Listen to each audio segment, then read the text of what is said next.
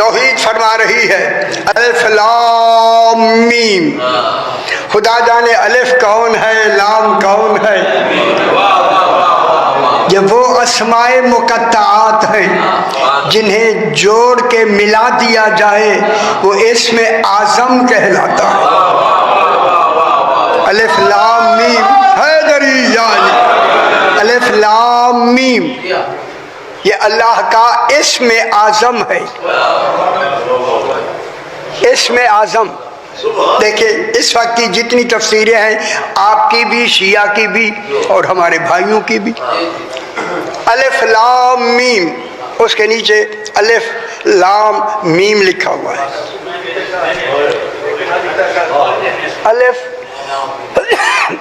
الف لام میم یہی لکھا کرے وہی الف لام انہوں نے الگ الگ لکھ دیے. الف لام میم. بسم اللہ قبلہ سے التماس سے دعا.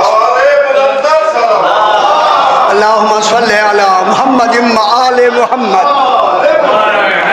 یا علی. الف لام میم آگے گول آیت لیکن گول آیت کے آگے اوپر لام لکھا ہوا لا لا یہاں رکنا نہیں. لا لام الف لا لا کے معنی سانس نہیں توڑنی.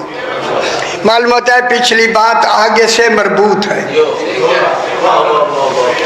اب یہاں علماء نے خیال کرا ہے الف لام میم اس کے آگے آئی ہے اسم آیا ہے ذالکا. یہ ذالکا اسم اشارہ بعید کے لیے ہوتا ہے. خدا جانے الف لام میم کتنا بعید ہے. بعید کے لیے سے اسم اشارہ دور کے لیے لیکن چونکہ اسم اشارہ اس کا ہوتا ہے مشار الیہ جس کی طرف اس اسم کا اشارہ ہوتا ہے اور جو لفظ آتا ہے نا اسم اشارہ اس کا مشار الیہ ہمیشہ پیچھے ہوتا ہے. اس لفظ سے پیچھے ہوتا ہے وہ اس لفظ کا وہ پیچھے والا مرجع ہوتا ہے. اس کی طرف اس اسم کو ادھر رجوع کرنا ہوتا ہے. ٹھیک ہے گل ذرا تھوڑی مشکل تھے ان کی کرو. اس میں اشارہ ذالکا کہے گا کہ الف لام میم کیا ہے ذالکا بتائے گا. آپ کی تفسیروں نے ذالکا کو پیچھے نہیں لگایا انہوں نے آگے لگایا. ذالکل کتابو لگایا. ذالکل کتابو لا ریب فی انہوں نے ذالکا آگے لگایا. جو اصل قاعدہ ہے ذالکا کو پیچھے جانا چاہیے. اسے آگے لگانے کی وجہ سے میں کہوں جو نقصان ہوا ہمیں الف لام میم کا کمال ہی چھپ گیا. کمال ہی ظاہر نہیں ہوا جو ذالکا نے بتانا تھا. انہوں نے جب آگے کتاب کہی یہ وہ کتاب ہے الف لام میم ان کو الگ کر دیا یعنی ان سے کوئی رابطہ ہی نہیں ہے.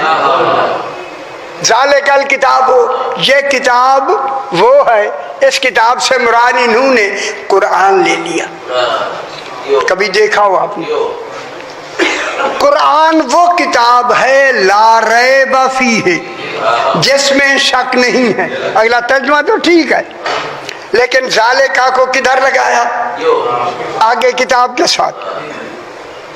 حالانکہ مشار الیہ پیچھے ہوتا ہے. پیچھے ہے الف لام میم. یہی بات جتنی نحویین گزرے ہیں انہوں ساروں نے پیچھے لگایا ساروں میں پیچھے لگایا کیونکہ اصول ہی یہی ہے. لغت کا اصول ہی یہی ہے. اور جملہ کہوں آگے لگانے میں مجبوری یہ تھی اگر پیچھے لگاتے ہیں تو الف لام میم کا ترجمہ بنتا ہے آل محمد. ہائے ہائے ہائے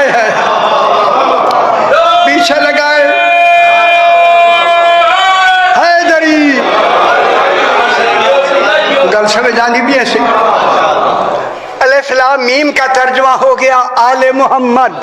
پھر یہ پیچھے ظالے کا جائے گا آل محمد وہ کتاب ہے جس میں کوئی شک نہیں ہے. انہوں نے کہا ہمارا تو کرتا دھرتا جتنے سالوں کا تھا سارا ظالے کا لے گیا. غور فرما رہے حیدری. حالانکہ حقیقت میں ترجمہ یہی ہے الف لام میم وہ کتاب ہے. وہ الف لام میم کون ہے؟ محمد و آل محمد. 14 وہ کتاب ہیں لا ریب فیہ جس میں شک نہیں ہے. اب کتاب کا ترجمہ ٹھیک ہو گیا. آل محمد وہ کتاب ہیں جس میں شک نہیں ہے. لیکن یہ اگر ادھر الف لام میم الگ ہو جاتا تو کیا آ جاتا؟ قرآن. لیکن یہاں قرآن کا ترجمہ نہیں, قرآن کا ترجمہ نہیں, ترجمہ الف لام میم مل کے بنتی ہے کتاب. الف لام میم وہ کتاب ہے قرآن نہیں. الف لام میم ایسی کتاب ہے لا ریب فیہ جس میں کوئی شک ہے ہی نہیں. کون خیال کرے اگلا ترجمہ؟ اگلا ترجمہ سی شاہ جی ذرا خیال کرے. الف لام میم وہ کتاب ہے جس میں شک نہیں ہے. لا ریب فیہ ریب نہیں ہے, جن سے ریب بھی نہیں ہے, شک جن سے شک بھی نہیں ہے. یہ کتاب وہ ہے جس میں شک نہیں ہے. اب اگلی لفظ جو کہی جائے گی اسے سمجھنا ہے. یہی الف لام میم کیا ہے؟ آگے کیا کہا؟ ھدی للمتقین. یہ کتاب ہدایت کرتی ہے متقین کو, مسلمین کو نہیں.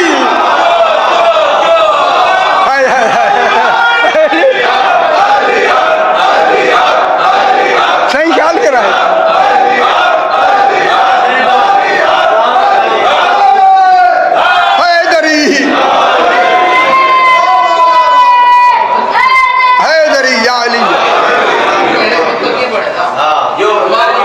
ابھی بحث کرتے ہیں.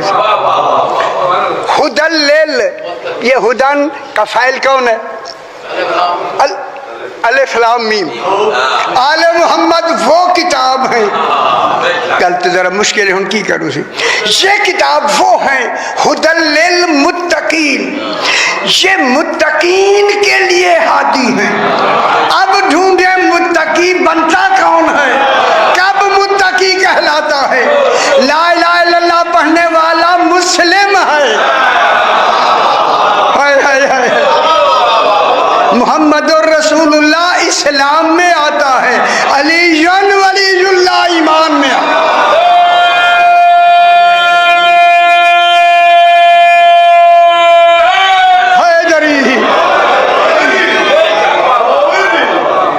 ھدی للمتقین, یہ کتاب ہدایت ہے کن کے لیے؟ متقین کے لیے. معلوم ہو گیا کوئی متقین ہیں. اور متقین کون ہوں گے؟ رسول تو آپ ہونا فرما دو نا. متقین کون ہیں؟ جو ان 14 کو بلا فاصلہ بالترتیب مانتے ہیں. غور نہیں فرما رہے. ان 14 کو, اس کتاب کو بلا فصل و بالترتیب مانتے ہیں. کیا مطلب ہوا؟ نہ 6 پہ رکتے ہیں, نہ 7 پہ رکتے ہیں, نہ 9 پہ رکتے ہیں, پورے 12. معلوم ہو گیا تقویٰ ہوتا ہی پورے 12 کے ماننے کا نام ہے. ھدی للمتقین, یہ ہدایت ہے متقین کے لیے. اب متقین کون ہے؟ الذین, اے اللہ خود فرما رہا, الذین اور خیال کے رائے سے کل سامنے آ گئی. الذین وہ ہے متقین یؤمنون بالغیب، جو غیب کو مانتے ہیں، یؤمنون بالغیب۔ یہ غیب کون ہے؟ انا ہن فرماؤ نا، یہ غیب کون ہے؟ دیکھو اسی دون آدھے پہ ہے نا، سن کے جناب کو آدھے نا، یعنی امام زمانہ ہے اور انہوں نے کہا علم غیب، تو علم غیب پر ایمان تب علم پر ہوگا جب پورا غیب جانیں گے، چونکہ ہم پورا جان نہیں سکتے، تو پھر بالغیب کون ہے؟ بالغیب ہے امام زمانہ۔ جب امام زمانہ پر 12ویں پر ایمان ہوگا، 12ویں کا ایمان دلیل ہے، 11واں بھی مانا ہے، 10واں بھی مانا ہے، 9واں بھی مانا ہے، 8واں بھی مانا ہے، چونکہ بلا فصل و بالترتیب، جب تک بلا فصل و بالترتیب 12 تک نہیں مانیں گے، یؤمنون بالغیب مکمل نہیں ہوگی۔ یؤمنون متقی تب بنیں گے جب بلا فصل 12ویں تک مانا جائے گا۔ امام محمد تقی علیہ السلام بیٹھے، اللہم صلی علی محمد و آل محمد، سرکار بیٹھے ہیں، ایک شخص آیا کہتا السلام علیکم یبن رسول اللہ، محمد تقی علیہ السلام تشریف رکھتے ہیں، السلام علیکم یبن رسول اللہ، میرے ساتھ نویں امام نے فرمایا سلام، سلام کا جواب سلام، صرف سلام، خیال کرائے سی سلام کا جواب تو واجب ہے، امام نے فرمایا سلام، وہ سلام کر کے نا جب دیکھا کہ امام نے صرف سلام کہا، پھر کہتا ہے السلام علیکم یبن رسول اللہ، دوسری مرتبہ کا، پھر میرے امام نے فرمایا سلام۔ ابھی یہ شریعت کی ایک حد رہتی ہے، بس ادھر جب دوسری مرتبہ امام نے سلام کہا، اس کے نصیب چاہ کے کہ میں سلام کر رہا ہوں، امام مجھے پورے سلام کا جواب نہیں دیتا، میرے اس سلام میں کون سی غلطی ہے کہ مجھے امام سلام نہیں فرما رہے، متوجہ ہو گیا، متوجہ ہوتے ہی تھوڑا سا سوچ کر اس نے کہا السلام علیکم ایھا الامام، بس امام کہنا تھا حیدری السلام علیکم ایھا الامام، جب صحیح امام فرمایا، میرے امام نے فرمایا وعلیکم السلام ورحمۃ اللہ وبرکاتہ، سلام کا جواب مکمل ہو گیا۔ جو صحابہ بیٹھے تھے وہ مشتعل تھے کہ یہ کیا ہو رہا ہے، انہوں نے اسے پکڑ لیا، بھائی کیا بات ہوئی، آپ نے جبر رسول اللہ تو صحیح کہا، امام نے جواب کیوں نہیں دیا؟ گل سمجھتے پہ اس نے کہا میں واقفی مذہب ہوں، واقفی، ہاں ٹھیک فرمایا ویسے، واقفی مذہب 7ویں امام تک مانتے ہیں، وہ جناب موسیٰ کاظم علیہ السلام کی وفات مانتے ہی نہیں ہیں، اسی کو ہی مانتے ہیں۔ اس نے کہا میں واقفی مذہب تھا، میں 7ویں تک تو مانتا تھا، یہ ہے 9ویں امام، یہ 9ویں امام ہے، میں نے پہلی دفعہ سلام کیا، صحیح نے سلام کا جواب سلام دیا، میں پریشان ہو گیا، جب میں دوسری مرتبہ کہا صحیح نے یہی جواب دیا، سلام کا جواب سلام، میں نے اپنے دل سے کہا جن کے نام میں نے لیے ہیں ان پر امام جواب نہیں دے رہا تو مجھے جنت ان کو ماننے سے کیسے ملے گی؟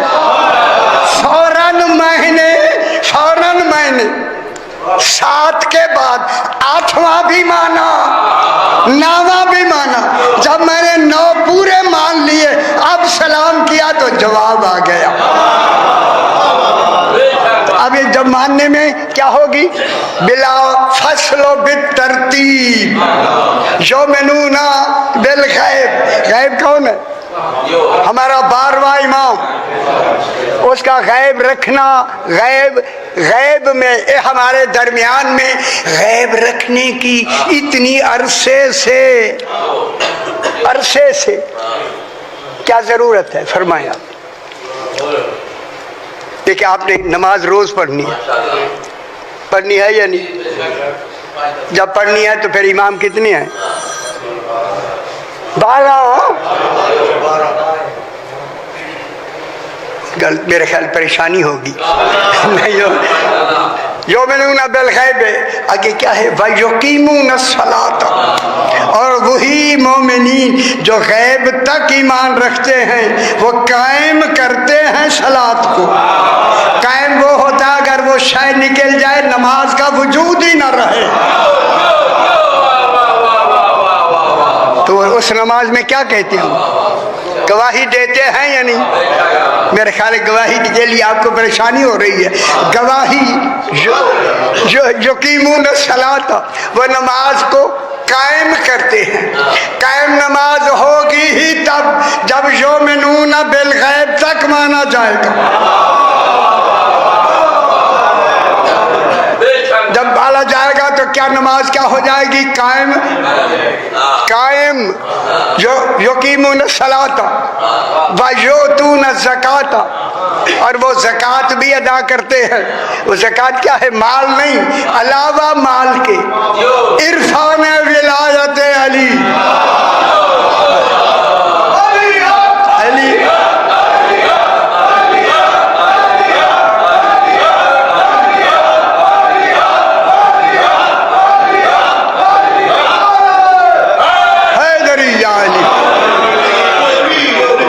اسی وجہ سے میں نے آج کے حوالے سے، کیونکہ صحیح نے جملہ کہہ دیا، اسی سے میں نے تھوڑا سا عرض گزار کر دیا. اب جناب وسط میں یوم یناد المناد من مکان قریب. میرا حبیب کان لگا کے سنو، کان لگا کے سننا ہے، سننا.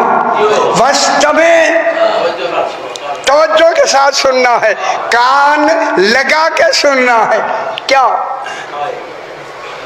وسط میں یوما، جس دن یناد المناد، منادی دینے والا، ندا دینے والا ندا دے گا. غور نہیں فرما رہے. دیکھیں ابھی وہ ندا آئی نہیں، وسط میں جاری ہے رسول کے لیے. ابھی ندا آئی نہیں، رسول کا انتظار اس آواز کو سننے کے لیے جاری. میرا حبیب کان لگا کے سننا. حالانکہ رسول خدا ظاہری طور پر اس دنیا سے تشریف لے گئے ہیں، لیکن قرآن کا وسط میں ابھی بھی حکم دے رہا ہے. یہ وسط میں کا حکم دینا اس بات کی دلیل ہے کہ رسول کی حیات باقی ہے. نہیں غور نہیں فرما رہے. یہ حیات رسول کی دلیل ہے، دلیل حیات رسول کی دلیل. ندا اس کو دی جاتی ہے جو زندہ ہو، دی جا رہی ہے رسول. وسط میں کان لگا کے سنو. میرا حبیب کان لگا کے سننا ہے، سننا. دیکھیں کان لگا کے سننے کے لیے قرآن میں ایک آیت آئی ہے، اذا قرئ القرآن فاستمعوا لہ. فاستمعوا آ گیا. جب قرآن کی تلاوت کی جائے تو کان لگا کے سنو. معلوم ہوتا ہے ندا کا معیار قرآن سے کم نہیں ہے.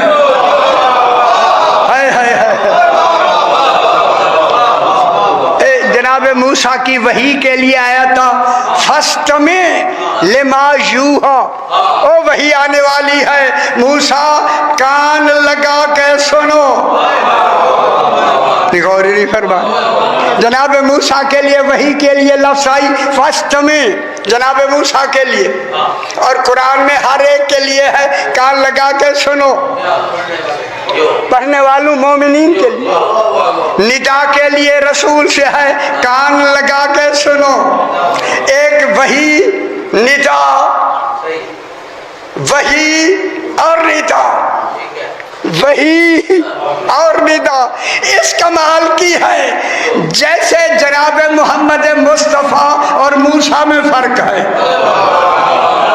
मेरी गल समझ है? वही किसको हुई? जनाब मूसा अलैहिस्सलाम को, जनाब मूसा को वही हुई और रसूल क्या दे रहे हैं?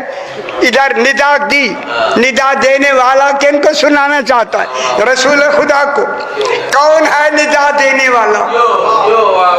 जनाब अली फरमाते हैं ये निदा देने वाला मैं अली इब्न अबी तालिब। खुश हो जाए मेरा भाई, खुश हो।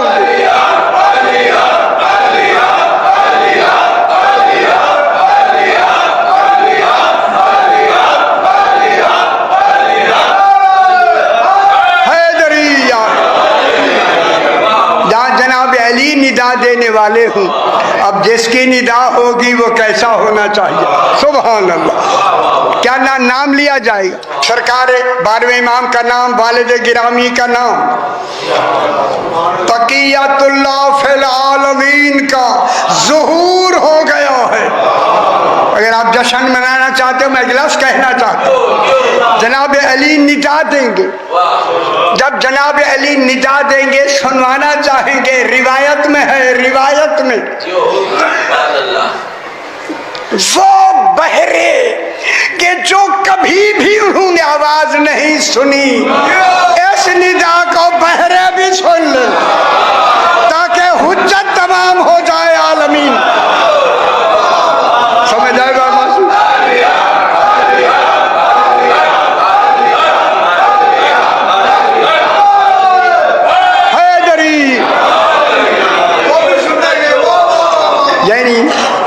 सारे दुनिया उनमें बहरे भी सुनेंगे, उनके कानून तक बावाज चली जाएगी। आज बकियतुल्लाह फिल आलमीन का ज़ुहूर हो गया, अल्लाह अकबर, ज़ुहूर हो गया है और वो भी आवाज सुनेंगे।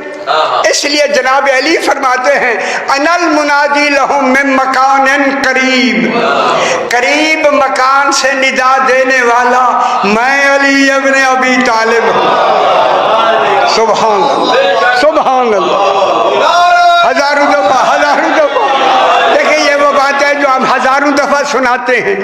निदा देने वाला कौन होगा? जनाब अमीर। जब अमीर निदा देंगे तो वो कितनी ही दूर क्यों ना हो, वो ऐसे सुनेगा जैसे दरवाजे पे आवाज आ रही है, फासले वहां खत्म हो जाएंगे। करीब से आवाज, ठीक है, करीब से आवाज आएगी, करीब से। अब यहाँ रिवायतें दो हैं, दो। एक रिवायत है कि जनाब अली काबे की छत पे खड़े होंगे, लेकिन जनाब अली रहते नजफ में हैं। अगर आप इजाजत दें तो ये जुमले हैं तो हर दफा दोहराते हैं, हम क्या करें, वही जुमले हैं, मैं दोहरा के कहता हूँ। देखिए, इस्लाम और ईमान, इस्लाम काबा है, ईमान नजफ है। जश्न मना ले तो हैदरी।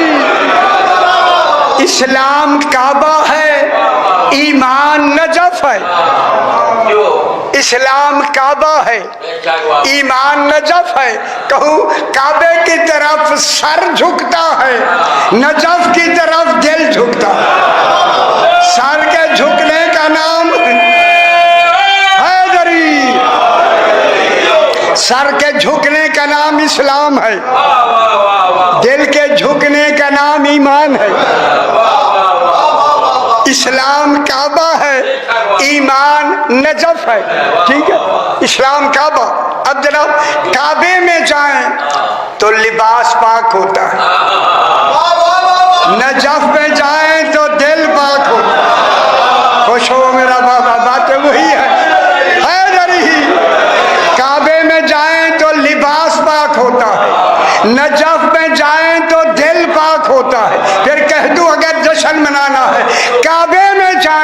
تو شکل پاک ہوتی ہے، نہ جب میں جائیں تو نسل پاک